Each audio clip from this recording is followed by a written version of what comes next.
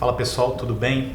A gente hoje está aqui para mostrar para vocês a nossa rota de viagem que a gente fez agora em abril, finalzinho de março também, para os parques da Patagônia, pessoal.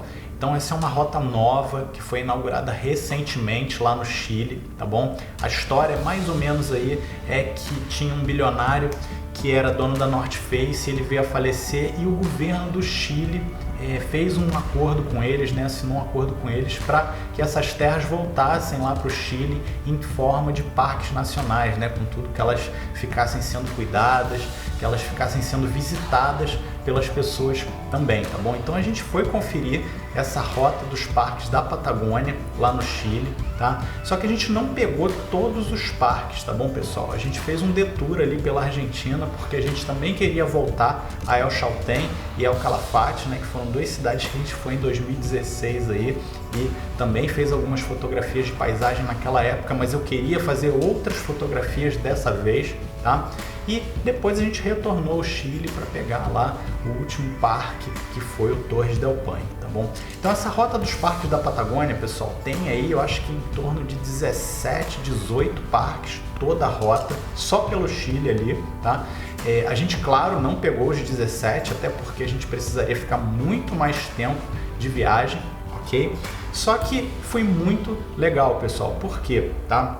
A gente vai dividir esse vídeo aqui hoje em 5 partes para vocês entenderem um pouco, né, cada parte dessa da viagem aí e até mesmo ver que a parte lá do final é uma parte que é até razoavelmente conhecida e dá para vocês irem aí de uma forma um pouco mais turística.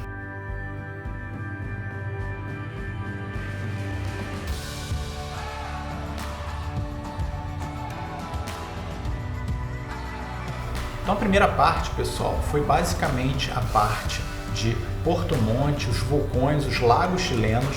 É uma parte que é razoavelmente conhecida porque fica próximo a Bariloche, então são aproximadamente 200, 250 quilômetros ali de Porto Varas até Bariloche, tá? E aí, pessoal, essa parte é uma parte extremamente turística, tá? Porto Montt, Porto Varas, a gente pegou o avião Brasil-Santiago e Santiago-Porto Montt, tá bom? Eu moro aqui no Rio de Janeiro, foram 4 horas de viagem até Santiago e depois de Santiago até Porto Montt foram mais ou menos aí 1h30, 2 horas de viagem. Tá? Então foi uma viagem bem tranquila, tá bom, pessoal? Não é que nem aquelas viagens que a gente pega às vezes indo para alguns lugares mais remotos aí, tipo a Islândia ou então para a Ásia, né, que você pega aí quase 20 horas, 19 horas de voo, ok? Foram 6 horinhas de voo aí mais ou menos até Porto Montt, tá bom, pessoal? E lá no aeroporto de Porto Montt a gente já pegou uma picape, tá, pessoal? Por que que a gente pegou uma picape?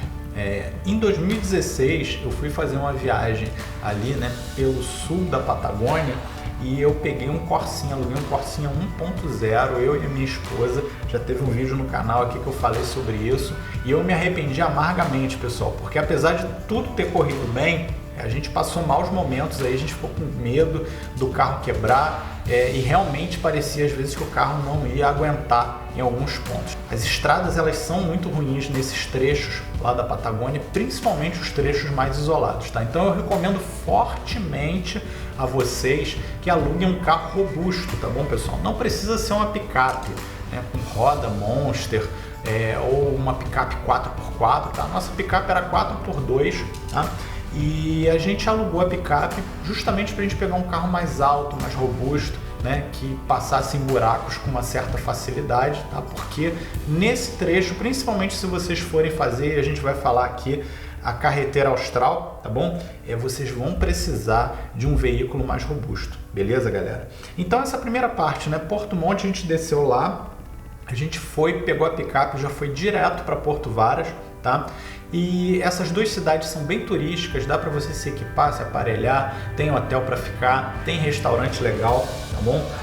Se vocês gostam de um pouco mais de turismo na viagem, e não tanta aventura, eu recomendo. Essas duas cidades são uma boa base para vocês ficarem, tá? E ali em Porto Varas, a gente um pouquinho mais ali na direção da Argentina, né? Acho que mais ou menos aí uns 40 quilômetros da cidade de Porto Varas, a gente ficou num chalé lá que tinha uma vista maravilhosa para o Osorno, tá? Então tem um lago e tem um Osorno de pano de fundo aí, e a gente ficou ali uns 2, 3 dias brincando ali, né? Voando o nosso drone, tirando nossas fotografias ali de manhã cedo, tá bom? O tempo estava maravilhoso ali também, então a gente não teve dificuldade nenhuma para pegar essas paisagens legais. E ali perto também, pessoal, tem um lugar chamado Cachoeiras de Petroé, que foi um dos lugares ali que a gente também tinha planejado em fotografar, que é lindíssimo, tá? Mas infelizmente estava um pouco mais seco do que eu esperava, tá? Então a gente não pegou aquele volume de água forte, e fez aquelas fotos em longa exposição que eu queria, tá? Mas foi maravilhoso conhecer, tem uma estrutura muito boa também, tá bom, pessoal? As Cachoeiras de Petroé, tá? Também é bem turístico, então provavelmente por isso aí que é um lugar muito bem aparelhado, tá bom, galera? E aí é aquilo, né? Dessa primeira parte da viagem aqui, a gente pode dizer que as estradas são boas, né? Os lugares são bons também, de hospedagem, de comida, de mercado, de posto de gasolina, tá? As paisagens também são muito legais, pessoal, eu recomendo fortemente. São umas paisagens que você não vê muito aí pela internet, tá? O pessoal está mais acostumado aí para aquela parte do sul da Patagônia, lá em Torres del Paine, El Chaltén, tá? Então essa parte ali dos lagos do Chile, eu acho que é uma parte boa para quem é fotógrafo de paisagem explorar um pouco mais, porque você vai encontrar muita novidade ali, tá bom? E é aquilo, eu gostei muito dessa primeira parte, tá bom, pessoal? Que é a porta de entrada para a Carretera Austral, onde você vai começar a ver realmente ali os parques da Patagônia, tá bom? Então, segunda parte, pessoal.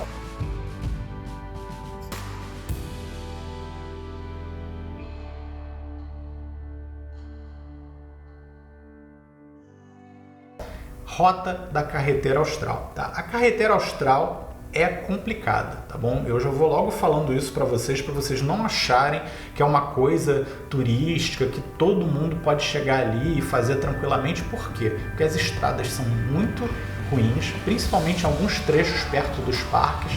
Eu não sei se eles não podem pavimentar essas estradas ali dentro dos parques por alguma questão ambiental, ou se realmente é porque é uma rota que não é muito frequentada, tá bom, pessoal?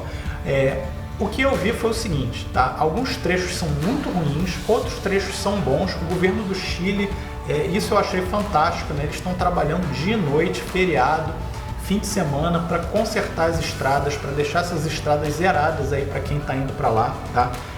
Eu achei isso fantástico. Eu vi um trabalho assim muito sério deles em termos de colocar aquelas estradas boas, mas obviamente, pessoal, ainda tem trechos que são de muito difícil acesso, tá?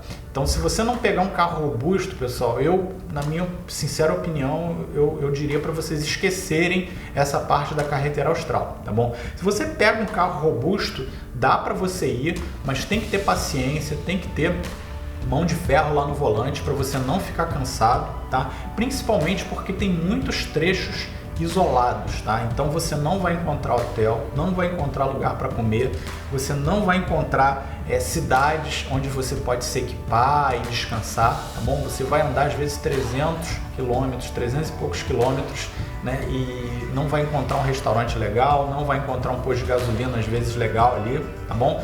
Então a Carretera Austral é aquilo, é para quem gosta de aventura mesmo, tá? A gente encarou a Carretera Austral principalmente para conhecer os parques da Patagônia no caminho, tá? Que no nosso caso foram 4 parques, tá bom? Foi o Pumalín, foi o Queolá, foi o Cerro Castilho e foi o Parque Patagônia, que já é lá quase no final da carreteira, tá bom? Tem outros parques também, pessoal, nesse caminho, no site da Rota dos Parques da Patagônia, mas a gente optou por não entrar nesses parques porque eles eram de mais difícil acesso, então você precisaria de guia, você precisaria de navegação para entrar dentro desses parques, tá bom? Então, para a gente pegar o nosso tempo de viagem e conseguir fazer o melhor daquilo ali, a gente fez toda uma análise antes e resolveu passar só nesses 4 parques que eu falei para vocês aí, tá bom? Então é aquilo, vamos falar um pouco das experiências aí nos parques, tá? O Parque Pumalim, pessoal, infelizmente a gente deu um azar grande, porque a gente foi nele no dia 1º de abril e aí quando a gente chegou lá, o rapaz lá da manutenção do parque falou que o parque tinha acabado de fechar, né, por causa da temporada, tá? Então ele estava aberto teoricamente aí até dia 31 de março e a gente chegou lá no dia 1º de abril e o parque tinha acabado de fechar para manutenção, para várias coisas ali. É um parque super bem tratado, pessoal, super lindo. Tem algumas trilhas muito legais lá que a gente viu pelo site, mas a gente, obviamente, aí, como a gente falou, não conseguiu fazer, tá bom? Então, ficamos devendo aí o Parque Pumalim, né? Não só para vocês, mas para a gente também, tá? E segundo parque que a gente foi, pessoal, Parque Keulah, tá? Esse parque é fantástico, tá bom? A trilha mais conhecida lá do Keulah é a trilha do ventisqueiro colgante ou da geleira pendurada, tá? Traduzindo aí para o português. A vista é absurdamente fantástica, pessoal. Eu acho que foi uma das vistas mais lindas que eu já vi na minha vida. Eu acho que top 3 de paisagem no mundo, na minha opinião, tá? A gente conseguiu pegar lá com o tempo um pouco mais ou menos, aquelas nuvens baixas, um pouco de chuva, mas fantástico, pessoal. É uma geleira em cima de uma encosta, com uma cachoeira que cai por dentro da geleira e lá no final ela ainda se divide nos riachos. Então, assim, é uma vista impressionante, tá bom, pessoal? É uma trilha fácil de fazer, tá? A gente vai falar mais tarde nos nossos vídeos aí, nos próximos vídeos, principalmente nesse vídeo lá do Parque Keulah, então fica ligado aí no canal para vocês verem esse vídeo nosso, tá? Mas eu recomendo fortemente, pessoal, valeu todo o esforço das estradas que a gente pegou para chegar até lá, tá bom, pessoal?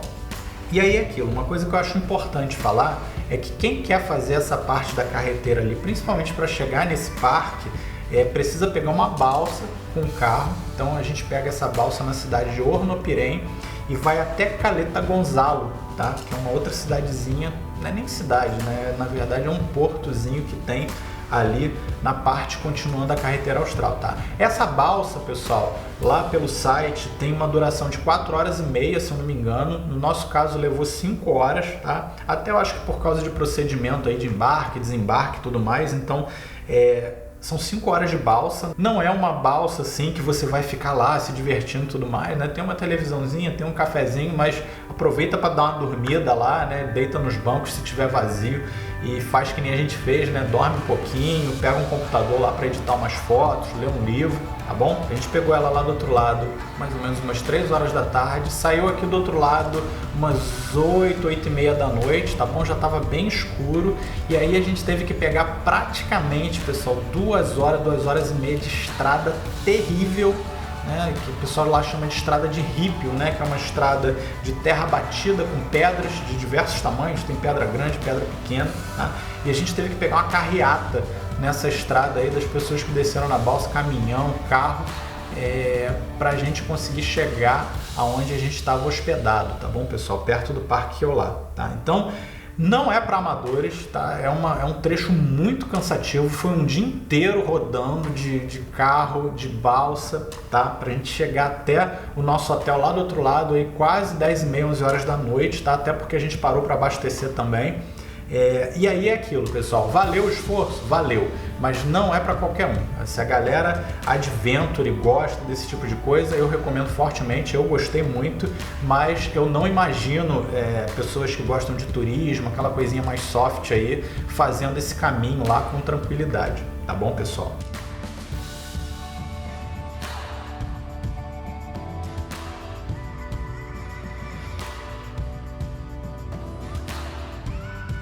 Então, terceira parte, pessoal, que a gente vai falar aqui agora foi o seguinte: terminamos a carreteira austral aqui, os parques, a gente passou para a Argentina, a gente cruzou a Argentina para pegar a Rota 40, tá bom, pessoal?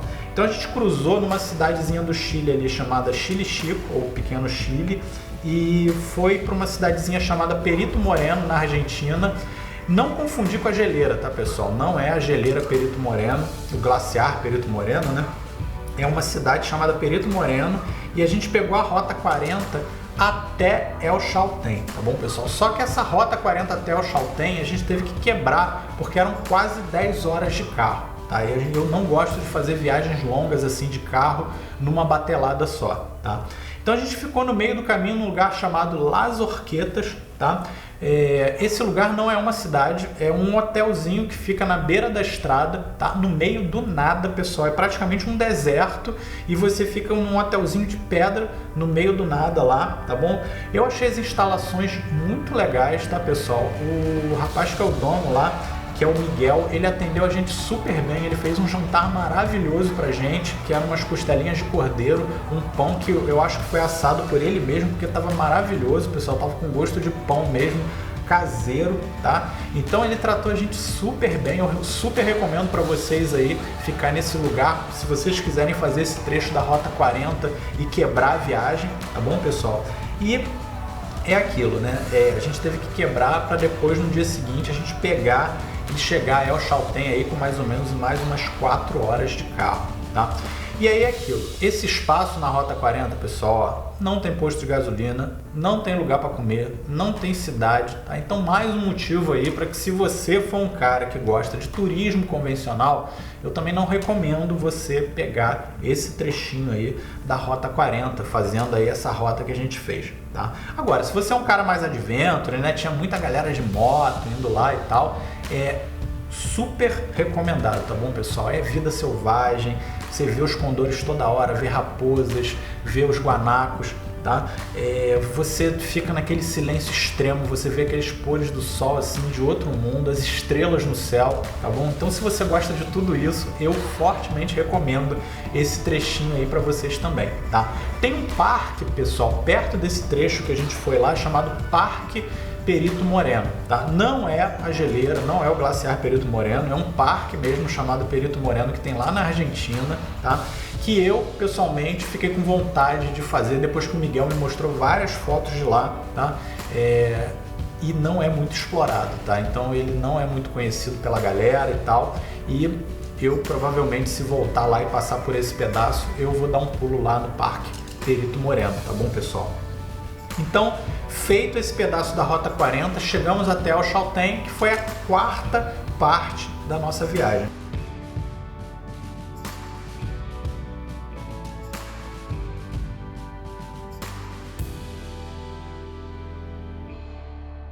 A 4ª parte da nossa viagem é uma parte que talvez seja um pouco mais conhecida por vocês, porque já tem vários pacotes de viagem que oferecem essa coisa ali de você ir para El Calafate, dar um bate-volta em Torres del Paine, ir para El Chaltén de repente, tá bom? El Calafate é super conhecido, tá? É uma cidade já bem turística, muitos restaurantes, posto de gasolina à vontade, tá bom? Tem lugares para você se equipar, comprar roupas de frio, né? Se você não tem por acaso e deixou para comprar na viagem, tá?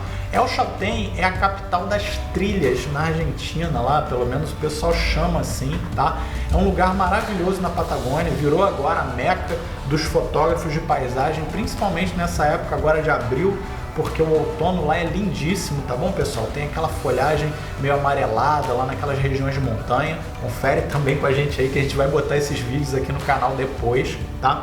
E El Chaltén lá, pessoal, a gente ficou 5 dias e fez as trilhas em tempos de bate-volta, tá bom, pessoal? Por que a gente fez bate-volta e não acampou lá dentro do Parque Nacional dos Glaciares? A gente tinha planejado por acampar lá e ficar 3 dias acampado, mas a gente teve um problema sério lá para alugar as barracas. Elas estavam no começo indisponíveis, tá? E a gente voltou lá 3 vezes e ainda não tinha barraca suficiente para a gente alugar. Sendo que um dos dias lá, o dono da loja não quis que a gente alugasse as barracas porque no dia seguinte ia fazer um mau tempo terrível. E foi o que aconteceu realmente, tá bom, pessoal? Nevou, choveu, ventou, tá? E a gente não queria também pegar as barracas para ficar lá no meio do mau tempo, tá? Depois a gente tentou voltar lá, não tinha barraca ainda para alugar, tá? Eu não sei se teve algum problema para alugar na loja, não dava para reservar, mas eu sei que a experiência nossa não foi muito boa lá com a questão do aluguel das barracas em El Chaltén, tá? Então a gente fez as trilhas no bate-volta, tivemos que andar mais, logicamente. Acho que foi por volta aí de uns 35 quilômetros de trilha que a gente teve que fazer bate-volta, tá bom? Mas foi maravilhoso, a gente conseguiu todas as fotos que a gente queria lá em El Chaltén, Fitzroy, Cerro Torre, tá bom? Até na estrada mesmo a gente fez algumas paradas, tirou algumas fotos sensacionais na ida e também às vezes saía da cidade só para fotografar num cânion que tem ali perto. Vou mostrar para vocês nos vídeos mais tarde aqui no canal, tá bom? E El Calafate, a gente ficou um dia mais para fazer uma quebra ali para não ir de El Chaltén direto para Torres del Paine, tá bom, pessoal? E falar em Torres del Paine é a última parte da nossa viagem, a quinta parte, tá bom, pessoal?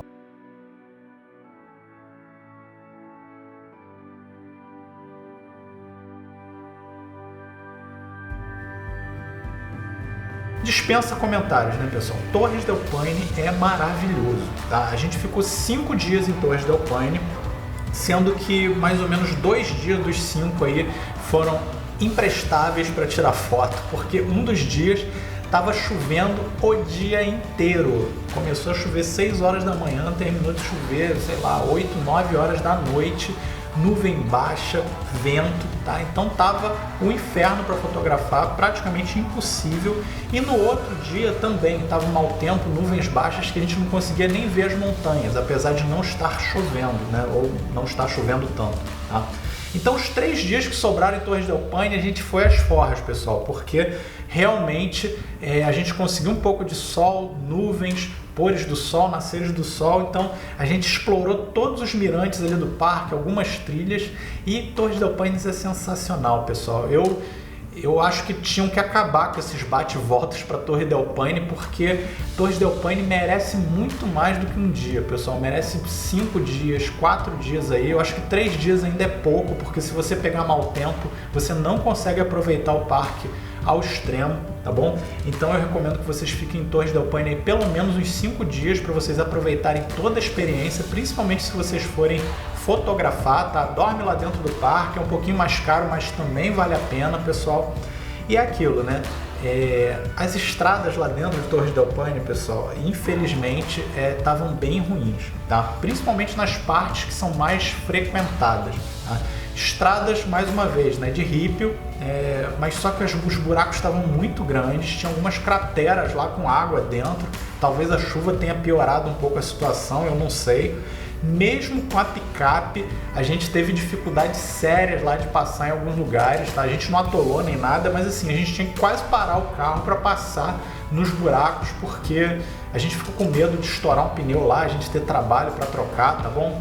Ninguém gosta de ficar fazendo isso durante uma viagem, e a gente viu várias pessoas lá com problema do carro, tá? Então nós resolvemos ter um pouco mais de cautela, tá bom, pessoal? Mas é aquilo também, né? O governo, a gente viu o governo do Chile o tempo inteiro trabalhando lá para consertar as estradas, principalmente nas bordas lá do parque, tá bom, pessoal? Então tenham cuidado quando forem para Torres del Paine, não peguem aquele carrinho 1.0, tá? Pega um carrinho um pouquinho mais robusto, tá? Pode ser um Duster, pode ser aqueles carrinhos tipo SUV, tá? Já é suficiente, não precisa pegar uma picape, mas vão com calma, vão devagar, tá?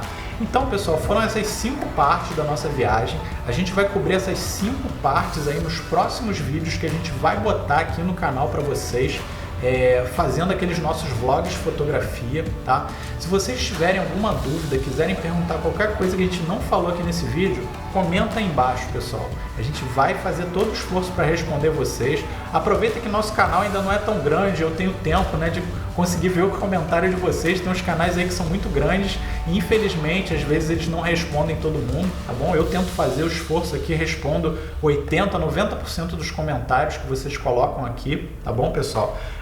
E uma coisa aí que eu acho que é importante lembrar, né? Por falar em responder comentários, a internet lá, pessoal, nesse caminho é quase inexistente, tá bom? Então eu comprei um chip de telefone vindo aqui do Brasil, tá? Alguns trechos lá pegou esse chip, tá? Mas eu diria aí que 80% da viagem a gente ficou sem internet, tá? A gente ficou dependendo do Wi-Fi de alguns lugares, alguns restaurantes, e mesmo assim o Wi-Fi não era aquele Wi-Fi que você tem na sua casa, tá bom? Então é importante falar aí para vocês que essa questão da internet lá também é um pouco mais escassa. Mas isso para mim não é problema nenhum, pessoal, porque eu até gosto de ficar um pouco mais concentrado na fotografia, de ficar lá desconectado, porque eu gosto de conectar também com a natureza, tá bom, galera? Então, é isso, pessoal. Chega, o vídeo foi grande hoje, 25 minutos aqui pelo que eu tô vendo aqui na minha câmera, ok? E espero que vocês gostem dos próximos vídeos que vão vir aí. Compartilha esse vídeo com aquele teu amigo aventureiro também que quer fazer essas rotas aí, principalmente com você, de repente, tá bom? E comenta aí embaixo se quer perguntar alguma coisa, confere os links aí embaixo, vai estar lá no blog, pessoal, o roteiro. Então entra lá no nosso blog, vê esse roteiro todo lá, ok? E eu vejo vocês na próxima semana. Valeu!